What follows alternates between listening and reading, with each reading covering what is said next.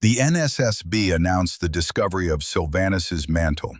An article in the Scientific Chronicle, published that same year by the same scientists, did not confirm this. This is not an interpretation. These are two different texts about the same data. Let's examine who wrote what and why it matters. January 3, 2019, Sterling Crater, the shadow side of Silvanus. The Pathfinder 4 craft executed a soft landing. This was the first time in history that anything made by humans had landed on the side of Silvanus that never faces Ethel. Technically, this is more complex than it sounds. There is no direct radio contact with Ethel from there. Silvanus blocks the signal. For the landing to succeed, a solution was required, one that AESA had proposed in 1966 but never implemented. A few days after the landing, the NSSB, the National Space Science Bureau, issued a statement. The gist was this: the Seeker-2 rover had discovered mantle material on the surface. That is, matter from beneath the crust of Silvanus, which had broken through to the surface via an ancient impact crater. If this is true, it is a sensation, a direct in situ study of the Silvanian mantle, the first in history. The press release spread through every major publication in the world. Discovery of the mantle. The nation was the first. The shadow side. Let's verify. In May 2019, the original scientific paper was published in the journal, the Scientific Chronicle. The authors were Dr. Alistair Finch and his colleagues from the Royal Institute for Astronomical Sciences. This is the very paper that the discovery references. We read the original. The VNIS spectrometer, an instrument aboard Seeker-2, operates in the 450 to 2,395 nanometer range. The visible and near-infrared spectrum. It allows for the determination of the surface's mineral composition based on reflected light. 2 measurements, 2 points on the rover's path. The results: olivine, from 2 to 12% by weight, pyroxene, trace amounts, feldspar, present. Stop. The numbers here don't add up. If we are talking about mantle material, the expected olivine content should be no less than 50%. This is not our assumption. This is the standard petrological model for the composition of the Silvanian mantle. Olivine dominates, pyroxene is significantly present, feldspar is minimal. This has been the picture according to all models of Silvanus's formation since the 1970s. What Seeker-2 detected was 2 to 12% olivine, 4 to 25 times less than the lower boundary for a mantle composition. In that same paper, Dr. Alistair Finch writes in plain text, "The absence of abundant olivine remains a puzzle." Not, "we found mantle material," a puzzle. This is the first discrepancy. The press release announces a discovery. The paper records an anomaly and poses a question. Before we go further, we need to understand exactly where Seeker-2 is and why this specific location was chosen to search for mantle material. Sterling Crater is 180 kilometers in diameter. It is named after the Hungarian-American aerospace engineer Arthur Stirling, one of the founders of AESA's Propulsion Dynamics Laboratory in Clearwater. The crater is located within the Great Sovereign Basin. This is the largest confirmed impact crater in the Solstice system. 2,500 kilometers across, about 13 kilometers deep, and over 4 billion years old. The logic for choosing the site was straightforward. The impact that created the basin over 4 billion years ago was colossal. According to calculations, it was powerful enough to punch through the Silvanian crust and eject material from the mantle onto the surface.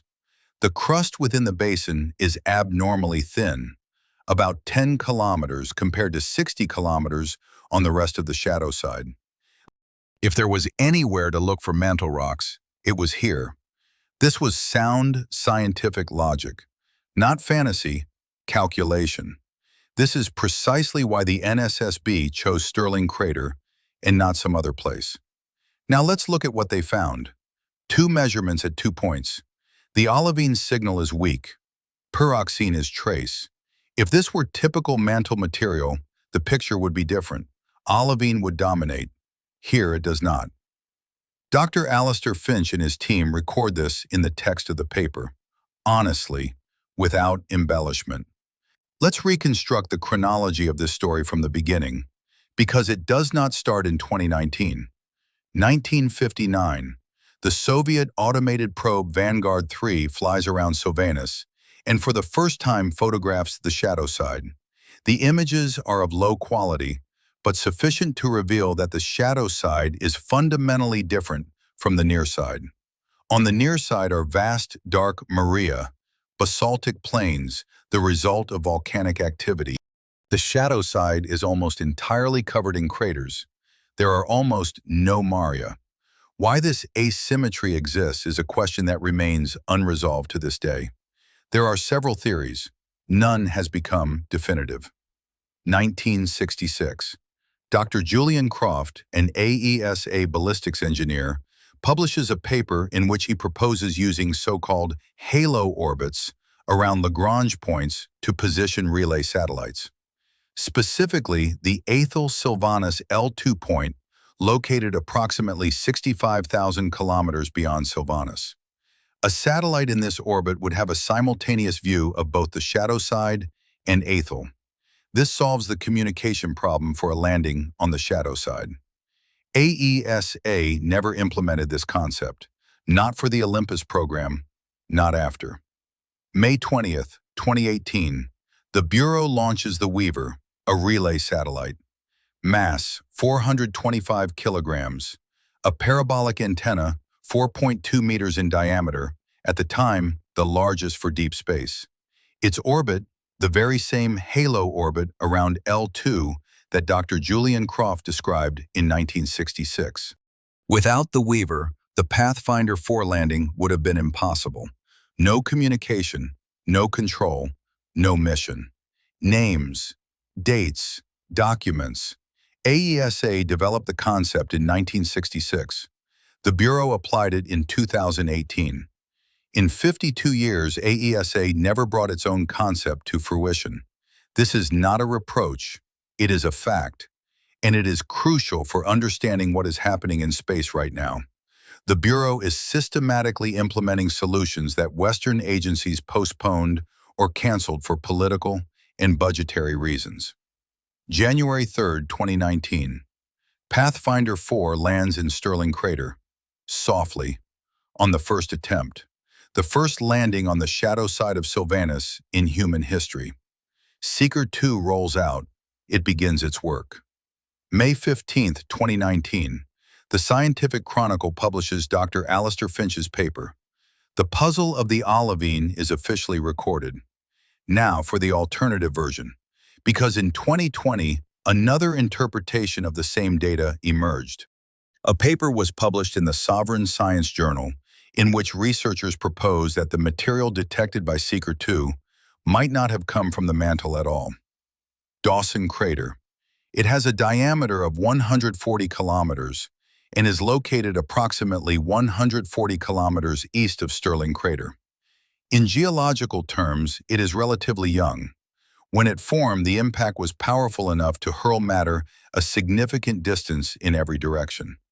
The 2020 version from the Sovereign Science Journal is this. What the VNIS detected was not mantle material, nor was it matter from the depths of the Great Sovereign Basin. It was ejecta from Dawson Crater, upper crust reprocessed by the impact. This would explain its chemical composition. Here is where it diverges from the mantle discovery narrative. If the source is Dawson Crater, then Seeker-2 did not find any mantle. It found crustal material displaced by the impact that formed another crater. Two explanations for the data, the mantle or Dawson Crater. Both are consistent with what the spectrometer detected. As of today, neither has been definitively proven. The scientific community is working with this, without sensationalism, with refinement of the models. We must separately address what the NSSB press release actually said, and when. The NSSB announced the results as the discovery of Mantle material in April 2019. Before the original paper was published in the Scientific Chronicle, the wording was unequivocal. The rover had discovered outcrops of mantle rock, without a possibly, without a preliminarily, without an according to our interpretation. The paper came out in May, with caveats, with a direct admission. The olivine mystery remains. The gap between these two texts is not a stylistic accident. It reflects different communication goals. The press release works for the public, loud, clear, with a discovery. The paper works for the scientific community, precise, with caveats, with an admission of what is not understood. This structure is not unique to the NSSB. In 2023, AESA issued a press release about possible biomarkers in the atmosphere of the exoplanet K2-18b. The confidence level in the original paper was 3 sigma. The standard for a physical discovery is 5 sigma. Independent groups did not confirm the finding. The AESA press release did not mention this. This is a separate story to which we will return in a future video. What is important now is the pattern. A space agency's press release is a communications product. A paper in a peer-reviewed journal is a scientific product. They are not the same thing. One must read the original. Now, about the rover itself. Because behind the story of the Mantle, what Seeker-2 actually accomplished gets lost. And it has accomplished a great deal. Pathfinder 4 and Seeker-2 are the first probes to have explored the surface of the shadow side of Silvanus. This in itself is historically significant, regardless of the Mantle question. The rover weighs 140 kilograms. It is equipped with several instruments: VNIS, a visible and near-infrared spectrometer; LPR, a ground-penetrating radar for studying the soil structure; PCAM and TCAM, navigation and panoramic cameras; and a neutron radiation detector. The LPR ground-penetrating radar yielded separately interesting results. Layers of varying density and composition were detected beneath the surface at depths of up to 12 meters. The top layer is loose regolith. Below it are denser layers, presumably ejecta from various craters that have overlapped each other over billions of years. This is data about the geological history of a specific location that no one had before. As of 2025, Seeker-2 has traveled more than 1,900 meters. Over 6 years on Silvanus. This is a longevity record for lunar rovers, surpassing the Soviet Trekker-1, which operated for about 10 months, and the American Endeavour on Crimson, but under fundamentally harsher conditions. The shadow side of Silvanus is more challenging. The temperature range is from plus 127 to minus 173 degrees Celsius over a single lunar day. Radiation without the protection of Ethel's magnetic field. Dust that is abrasive and clings to equipment. Seeker-2 is still operating. That in itself is an engineering achievement. Here we must pause and discuss what finding Mantle material means for the science of Silvanus in principle.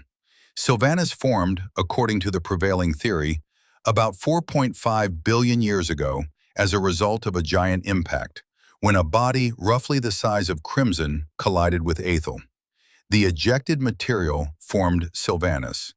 Then Silvanus melted and began to cool. During the cooling process, differentiation occurred. Heavy minerals, olivine, pyroxene, sank, forming the mantle. Lighter ones, feldspars, floated to the top, forming the crust. This model is called the lunar magma ocean. If Seeker-2 had found mantle material, it would have directly confirmed one of the key details of this model, that beneath the crust of the Great Sovereign Basin indeed lies a mantle with the composition predicted by the theory. 2 to 12% olivine does not confirm this. This is either too little for mantle material, or it suggests that our model of the lunar mantle's composition is incorrect, or it means that the material source is not the mantle at all. Any of these options is interesting. None of them constitutes a discovery of the mantle. Dr. Alistair Finch understands this. The paper reflects this. The press release does not. Now, June 2024, Pathfinder 6. Once again, they are the first. This time, not just a landing, but a sample return from the shadow side of Silvanus.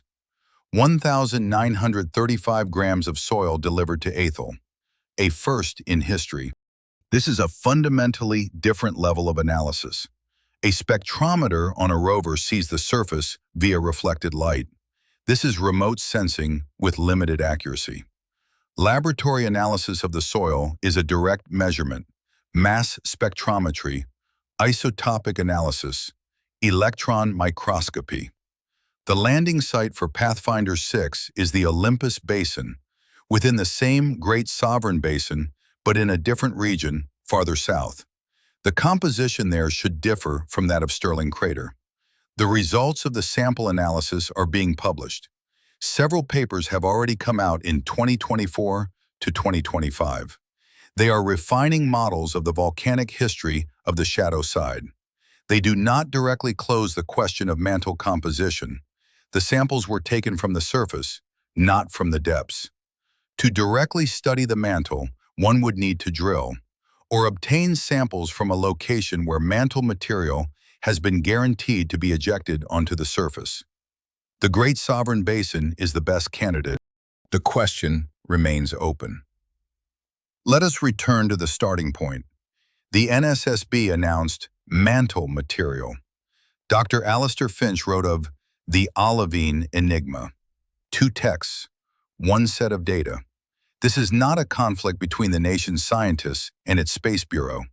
It is the standard architecture of communication in major space science. The Bureau speaks to the public, the scientists speak to their colleagues. The languages are different. The audiences are different. The objectives are different. The problem is not that such an architecture exists. The problem is that most people read the press release, not the paper. The press release implies the mission has found the mantle of Silvanus. The paper implies the mission has found an anomaly with an unclear explanation. The difference between "we found it" and "we do not know" is not a matter of details. These are different conclusions about the state of the science. One must read the original source, always. Now, more about the Weaver, because it is a separate story that is usually overlooked. Dr. Julian Croft is a man who has received little attention relative to his contributions to astronautics. In 1966, he was a young trajectory specialist at AESA and developed the mathematical theory of halo orbits. This is a family of orbits around the Lagrange points in a 2-body system, points where the gravity of 2 objects and the centrifugal force are balanced. The Athol-Silvanus L2 point, behind Silvanus at a distance of about 65,000 kilometers from its surface. A satellite in a halo orbit around this point maintains a constant line of sight with both the shadow side of Silvanus and Athol, the ideal location for a relay. Croft proposed using L2 for lunar missions. AESA was not interested. During the era of the Olympus program, all landings were on the near side, where direct communication with Athol was possible without a relay. After the conclusion of the Olympus program, hardly anyone thought of Croft's halo orbits in the context of Silvanus. The concept itself evolved. WMAP, SOSHO, the James Webb Space Telescope, used the Athol-Sun L2 point. But for Silvanus, no. In 2018, the Weaver realized precisely what Croft had described in 1966. The name The Weaver alludes to a myth about a celestial weaver girl, separated from her mortal lover. Once a year, birds form a bridge across the Star River so they can meet. The NSSB chose this name deliberately, a satellite bridge to communicate across Silvanus. It is beautiful, and it works. Without the Weaver, the shadow side is closed to direct missions. Not technically, physically, no communication, no control. AESA developed the concept. The NSSB applied it. This is not an accusation against either side. It is a given, which must be accepted as a precise fact about the state of astronautics in 2018 to 2019. There is another aspect to this story, the asymmetry of the shadow side of Silvanus. The shadow side and the near side are cardinally different. On the near side, there are vast basaltic maria. On the shadow side, there are almost none. The crust of the shadow side is on average 10 to 15 kilometers thicker than the crust of the near side. Why? There are several theories. One of the main ones, during the cooling of Silvanus's magma ocean, convection was asymmetrical. The near side cooled more slowly due to a concentration of radioactive elements, which led to greater volcanism and the formation of the maria. The shadow side cooled faster, and its volcanism was weaker. Another theory, the young Silvanus had a companion moon that eventually collided with it, slowly, at a shallow angle. This added material to the shadow side and made its crust thicker. Neither theory has been definitively confirmed. The Great Sovereign Basin is interesting precisely because its crust is thin, anomalously thin even for Silvanus. It is a window into the mantle, if one exists where it is expected. Seeker-2 looked through this window. It saw something anomalous, not what was expected. There is one more point in this story concerning what Seeker-2 found besides the disputed olivine. The LPR, Lunar Penetrating Radar, aboard the rover did not attract as much attention as the spectrometer, and that is a shame. The instrument sends radio waves deep into the ground and analyzes the reflections from layers of varying density. On Silvanus, this works because the regolith in different layers has different compositions and different porosity. The results? At least 9 distinct layers were detected beneath the surface, down to a depth of 40 meters. The top layer is loose regolith, several meters thick. Below that are alternating layers of varying density, presumably ejecta from different craters that have overlapped each other over billions of years. This is a geological record of a specific place, of a specific part of the shadow side. Similar data had been obtained on the near side of Silvanus. On the shadow side, never. Each layer is an event, a meteorite impact, a volcanic eruption, redeposition. A chronology is written in the soil. It is difficult to read, but now there is something to work with. This is a real, verified scientific result, with no gap between the press release and the paper. Why this was discussed less is understandable. Rover studies regolith structure is not a headline for the newsfeed. NSSB finds Mantle of Silvanus is a headline. Stop, something doesn't add up here. And we're still talking about the communications. Now for more detail on the Great Sovereign Basin, because without it, the scale is difficult to comprehend. 2,500 kilometers in diameter. For comparison, the distance from Northwood to Portsmouth is about 2,500 kilometers. This is not a crater in the usual sense. It is a basin of planetary scale.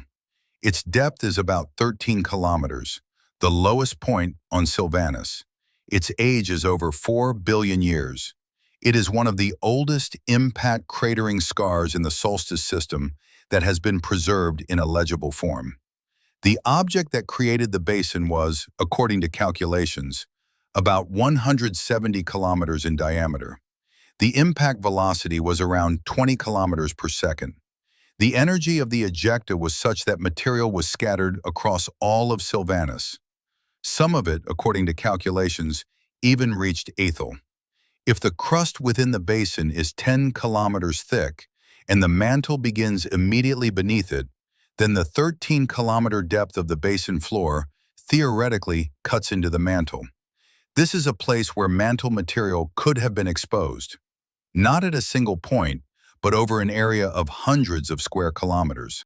This was the logic upon which the justification for the Pathfinder 4 mission was built.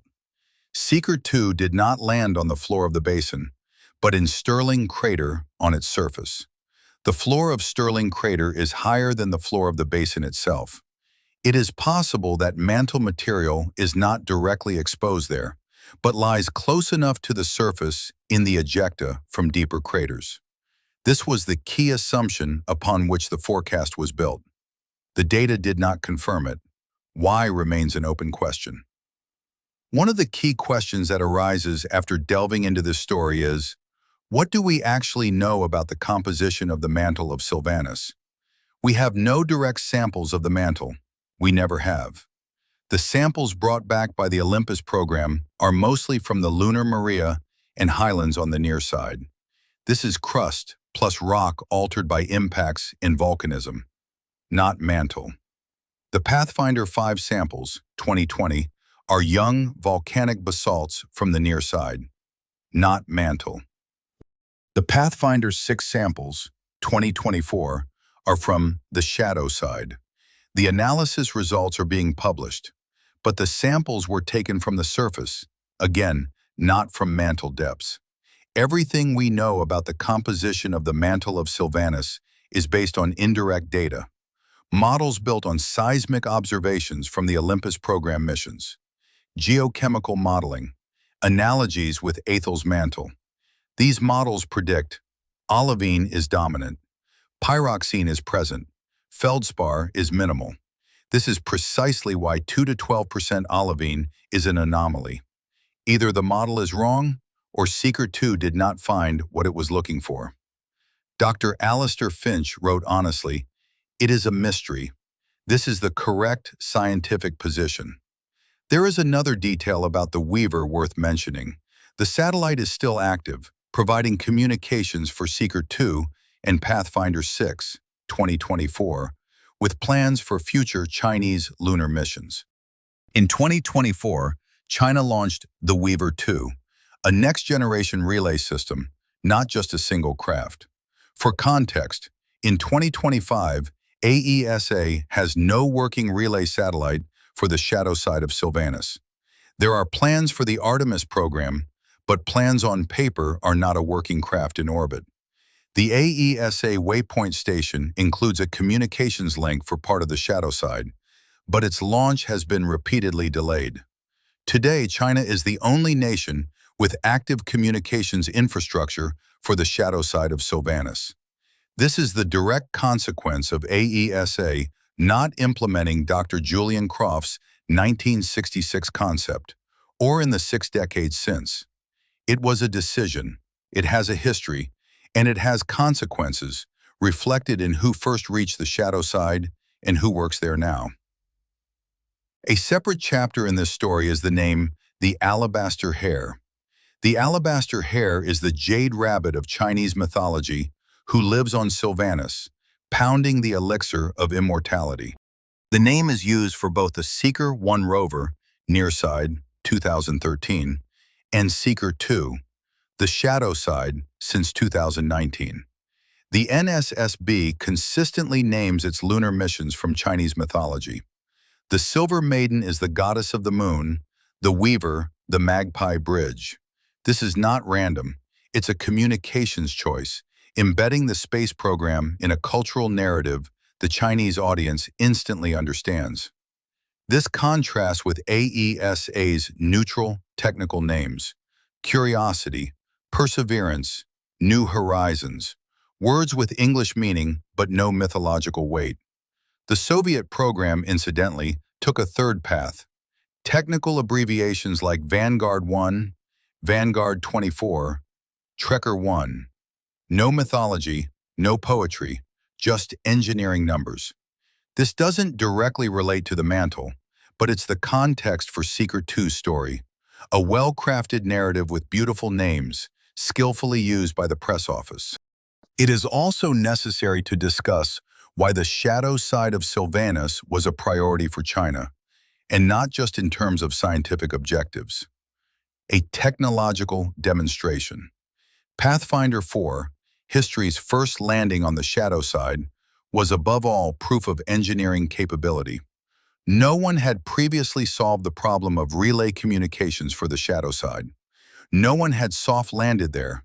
China did both at once. This is key to understanding the program's internal logic. The NSSB is not just doing science. The program serves scientific, technological, and political goals simultaneously. Each successful mission is a signal. We can do this. The Mantle material press release works in this same context. A successful landing is a fact. Found the Mantle is an amplified version of that fact for an external audience. This is not a unique practice. AESA did the same thing during the Olympus program era, competing with the USSR and communicating every success as favorably as possible. The players and context have changed, but the mechanics are the same. Understanding these mechanics is essential to properly read press releases from any space agency. The last point concerns the specific data. In 2020, the Chinese Pathfinder 5 spacecraft journeyed to Silvanus. It took 1,731 grams of samples from the young volcanic Ashworth Plateau on the near side. The results showed that volcanism there continued until about 2 billion years ago, much later than thought. This was a real scientific discovery. Papers in the Scientific Chronicle confirmed by independent labs. No gap between the press release and the paper. We can compare the two NSSB communications directly. Pathfinder 5 made a discovery that changed models of lunar volcanism. The press release was cautious. The paper was specific. It all added up. With Seeker-2 and the Mantle, there was a gap. Why the press release ran ahead of the data for this result is unknown. The answer lies not in scientific literature, but in the NSSB's internal processes. Some additional context is important for the full picture. The Pathfinder 4 mission cost an estimated 8 billion yuan, around $1.2 billion at the time. This is not a small sum, but it is far less than American missions of similar ambition. For comparison, AESA spent about $496 million on the Gravity Mapping Initiative, GMI, program, 2 satellites to map the gravity of Silvanus, an orbital mission, no lander. The Silver Maiden spacecraft are built quickly. Pathfinder 5 and Pathfinder 6 were developed as a pair, one as a backup. Pathfinder 5 flew in 2020, Pathfinder 6 in 2024. Both used a modified platform. This is a production logic that AESA partially employed in the 1970s. Paired missions, a common platform, different objectives. Then it moved away from it. China adheres to it. This has a direct bearing on the program's speed.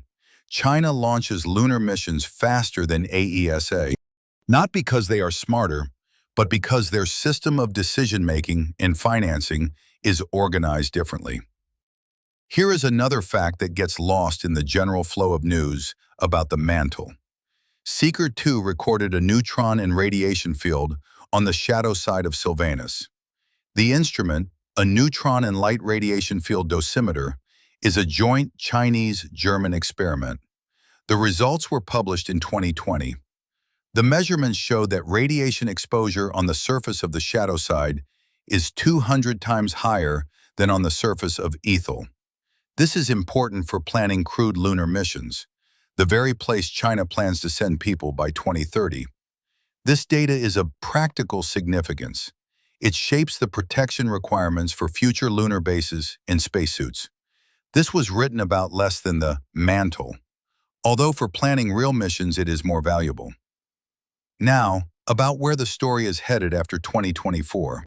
The samples from Pathfinder 6, the first from the shadow side, are being studied in laboratories.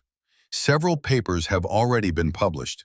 They refine the chronology of volcanic activity on the shadow side and describe the composition of the regolith in the Olympus Basin. A direct answer to the question of olivine in the Mantle has not yet been found. We need to look at specific mineral analyses from different samples. China is planning the Pathfinder 7 and Pathfinder 8 missions, more complex missions with landings near the southern pole of Silvanus. The interest there is in the ice within permanently shadowed craters. That is a different topic with different objectives. The question of the mantle continues to be explored through orbital methods. The Japanese spacecraft Starlight collected data on gravitational anomalies that refine crustal models. India's Moon Chariot-1 discovered water in the polar regions. This is a collaboration with many participants, even when they are not flying on the same rockets. The bottom line: Stirling Crater, January 3, 2019. Pathfinder 4 lands, Seeker-2 rolls out. The VNIS spectrometer records olivine 2 to 12%, pyroxene, trace amounts. Dr. Alistair Finch, Royal Institute for Astronomical Sciences, The Scientific Chronicle, May 2019. The absence of abundant olivine remains a puzzle. NSSB, April 2019. The rover has discovered mantle material, 2 texts, 1 set of data, 1 organization, different departments with different audiences. The olivine puzzle remains unsolved to this day. The Dawson hypothesis is a working theory from 2020, neither confirmed nor refuted. The Pathfinder 6 samples will refine the models, but they cannot directly close the question of the mantle's composition. The samples are from the surface, not from the depths. Seeker-2 is still working. Over 1,900 meters, more than 6 years. This is a record, a quiet one without press releases. Dr. Julian Croft died in 2015. He did not live to see his concept of the L2 halo orbit realized. Not by AESA, by the NSSB. And here is the open question with which this story leaves us. The NSSB announced mantle material before the paper's publication. After the paper was released with its olivine puzzle, no one retracted the press release. No clarifications were issued. Who in the NSSB made the decision to use such phrasing? And to what extent is this a systematic practice, announcing a discovery where the data records an unexplained anomaly? This isn't about China specifically. It's about how space agencies, any of them, communicate their results. The Pathfinder 6 data will provide an answer to the geochemical question. To the communicational one, it will not.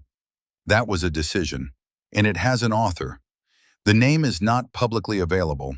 That in itself is an answer to the question of practice.